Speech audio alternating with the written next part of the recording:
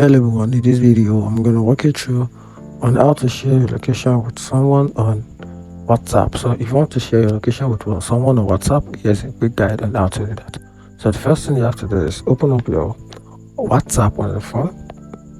Once you open it, then tap on the person you wish to share your location with. Then after that, tap on the plus icon at the left side, then tap on the location button. So for you to be able to access this, you have to make sure your location services is turned on your phone, so that can generate a live location sharing. So if you would want to do that as well, just tap on OK.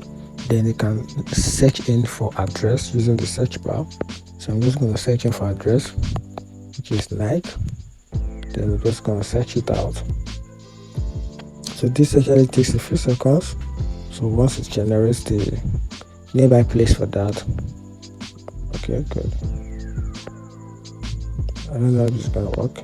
Yet it is. You can see that this is this location of the VSS that I want to share with this person. So you can see the location has been shared and it's rolling already. And that is how to share location with someone on WhatsApp. If you find this video helpful, turn the notification button and follow for more. Thank you.